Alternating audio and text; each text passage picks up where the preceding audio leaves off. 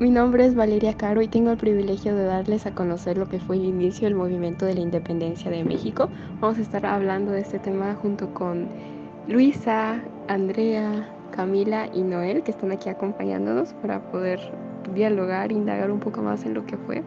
Y bueno, vamos a comenzar. Todos los mexicanos sabemos que el 16 de septiembre se conmemora la independencia de México. Fue el día en el que la lucha comenzó, en el año de 1810, la noche del grito de Dolores. Primeramente, ¿qué fue lo que sucedió? Bueno, empecemos con decir que la rebelión que inició este movimiento en 1810 pretendía terminar con el dominio español que había gobernado el país casi 300 años, convirtiendo en virreinato un territorio que hasta el siglo XIX estaba dividido en territorios con una docena de diferencias culturales y una multitud de etnias. El movimiento por la independencia de México inició la madrugada ante el llamado del cura Miguel Hidalgo y Costilla el 16 de septiembre de 1810. En este gran acontecimiento hubo involucrados que hoy se consideran héroes. Creo que es importante que mencionemos a estas personas que estuvieron pues, involucradas en este movimiento tan importante y que al día de hoy son considerados personajes pues, históricos para la independencia. Primeramente pues tenemos a Miguel Hidalgo, claramente, que creo que al mencionar al mencionar nosotros independencia, creo que es la primera persona que nos viene a la mente, y pues con mucha razón, que pues fue un personaje tan importante, ya que fue el que lideró la primera etapa de la independencia con pues, el llamado grito de Dolores. Con su grito inició este movimiento armado, este motivó al pueblo en ese entonces de Nueva España a levantarse en armas con la gente que los oprimía. Luego tenemos a Ignacio Allende, que Ignacio Allende fue una de las principales personas que estaban a la mano derecha de Hidalgo, que siempre estaba a su lado, y fue muy importante en los primeros meses de la guerra de la independencia, pues justamente pues siempre estuvo al lado de Hidalgo y siempre lo estuvo ayudando. Luego tuvimos a Agustín de Iturbide, que fue un militar y emperador mexicano, que en las primeras etapas de la guerra de la independencia luchó con el bando leal a la corona española contra los insurgentes, pero más adelante, próximamente, pues van a ver cómo es que esto da todo un giro, ¿sí? Y que la verdad fue un personaje también muy importante que nos ayudó para pues, lograr nuestra independencia. Luego tenemos a José Ortiz, un personaje también muy importante, que este personaje ha sido reconocida como protagonista de la gesta de la independencia, ya que pues un poquito antes de casi ser descubiertos, un poquito antes de ser descubiertos el inicio de este movimiento, fue quien alertó a los organizadores del movimiento, en particular a Allende, que pues la conspiración había sido descubierta y pues estaban próximos a ser apresados. Y luego tenemos a José María Morelos, que igual fue un personaje igual de importante que Hidalgo, que podría decirse que fue como el sucesor de Hidalgo. Este fue tiene una gran admiración por Hidalgo, lo respetaba mucho, y que él fue el que lideró la segunda etapa de la guerra de independencia de México. También tenemos la participación del ejército napoleónico en la independencia, que fue muy importante también. Y por último tenemos la participación, pues claramente, del pueblo en la independencia de México.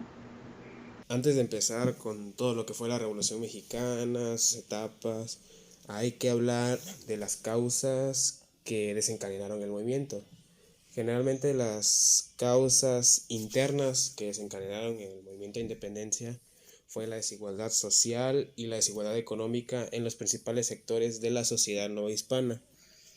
Casi siempre se ha pintado este movimiento como que fue parte de la comunidad indígena, pero la verdad es que no. Casi todos los que participaron eran criollos, ya que estaban inconformes porque no podían aspirar a puestos buenos en el gobierno, sin mencionar pues que los indígenas vivían mal, tenían un pésimo trabajo en las encomiendas, y sumado a las enfermedades traídas por los españoles, su población se había disminuido bastante. Y no dejar de al lado a la gente negra, a los esclavos negros, ya que los negros técnicamente no valían menos que un animal, no tenían valor como humano. El impacto en realidad más importante sobre las causas internas fue la crisis de España durante la invasión napoleónica, que fue en realidad la causa más importante que aprovecharon para iniciar el movimiento de la independencia. Pues hubieron muchas causas también externas de la independencia de México, las cuales fueron, por ejemplo, las ideas de la Ilustración, las cuales se propagaron muy rápidamente en la Nueva España, también lo que fue la independencia de las 13 colonias inglesas, la Revolución Francesa, la invasión de Francia a España, donde José Bonaparte es impuesto en el trono español, la Constitución de Cádiz, que también constituyó un símbolo liberal por excelencia de la historia contemporánea de España, cosa que no fue del agrado de los conservadores, de los conservadores católicos. La conspiración de Querétaro fue el nombre del movimiento clandestino nacido en la ciudad de Santiago de Querétaro en 1810. Se toma generalmente como el antecedente inmediato de la Guerra de Independencia de México, dado que este grupo es el que comenzó la lucha armada por la emancipación de la Nueva España con respecto a la corona.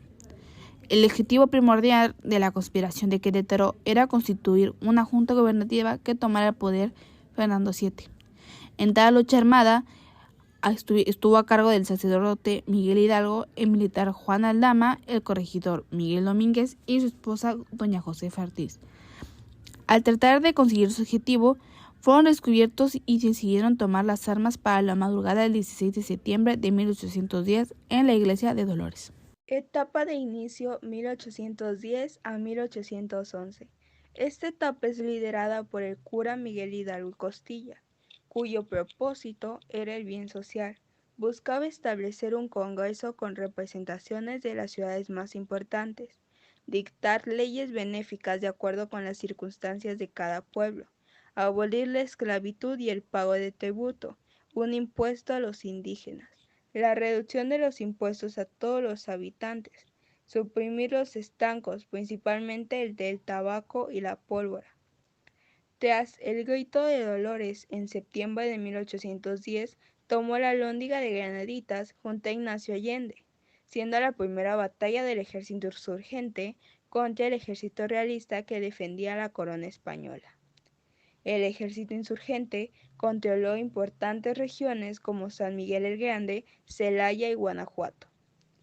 Para octubre se llevó a cabo la batalla del Monte de las Cruces, donde los insurgentes salen victoriosos e Hidalgo intenta negociar con el virrey Francisco Javier Venegas. El resultado no es benéfico y deciden retirarse. Ante este acto, el ejército insurgente se divide en dos, uno a mando de Allende y el otro a mando de Hidalgo. Hidalgo se dirige a Guadalajara y proclama algunos decretos, entre ellos el decreto para la abolición de la esclavitud y el decreto para la devolución de las tierras.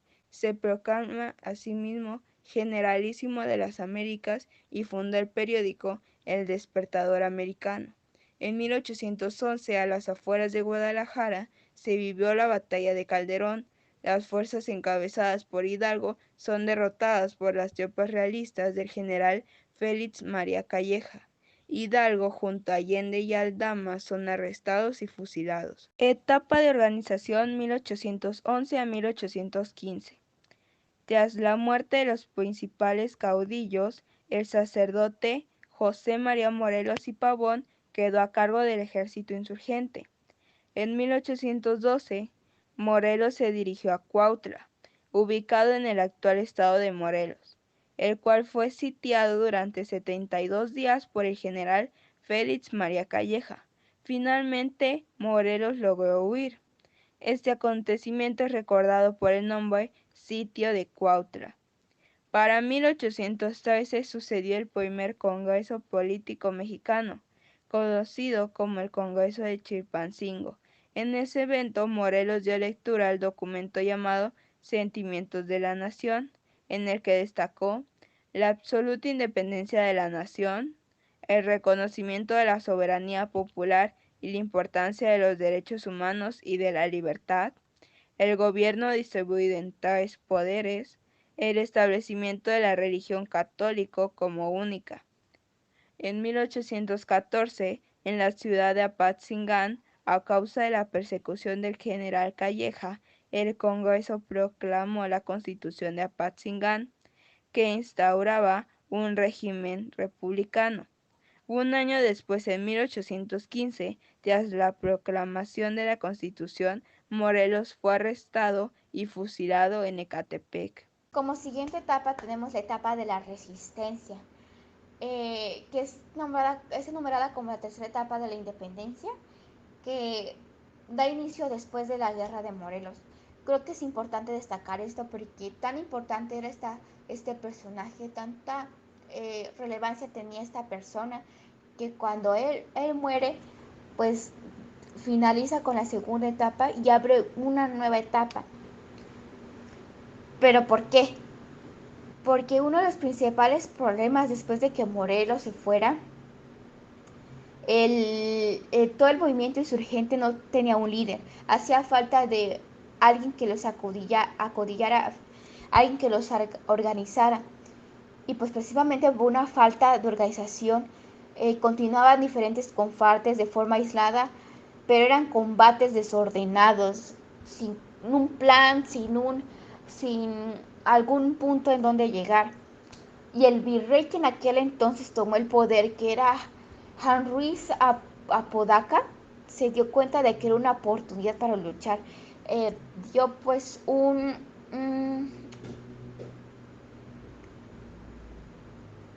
vio un tobillo de Aquiles ahí. Y pues se dio cuenta que podía luchar psicológicamente contra los insurgentes, haciéndoles ver que difícilmente lograrían ganar sin un plan bien organizado. Les hizo creer que era inevitable que en algún momento fueran aprendidos y por consiguiente juzgados. Su estrategia fue ofrecerles perdón a los insurgentes a cambio de que pues bajaran las armas, les pusieron las armas, y como muchos de estos creían que tarde o temprano iban a perder, aceptaron. Pero muchos continuaron luchando. Estos pocos que continuaron luchando, estos pocos que continuaron resistiendo, precisamente por eso se llama la etapa de la resistencia, continuaron con pequeñas, pues precisamente con pequeñas guerras. Y ahí es donde el ejército insurgente se caracterizó por ser una guerra de guerrillas.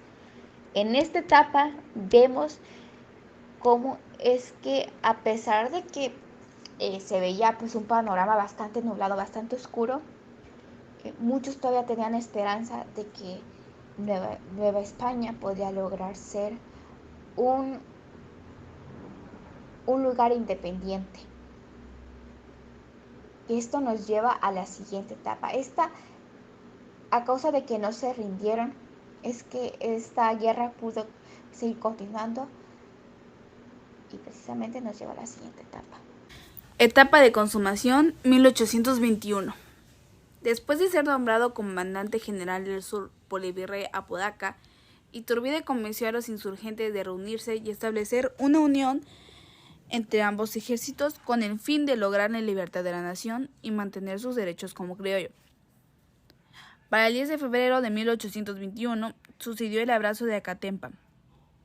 Los dos ejércitos se unen y forman el ejército trigarante, que buscó defender las 3 garantías: religión, independencia y unión. Después de llegar a acuerdos, decidieron dar a conocer el Plan de Iguala, proclamado la independencia de México. Para agosto llegó el último virrey español, Juan O'Donoghue, para intentar hacer alianzas y recuperar la Nueva España.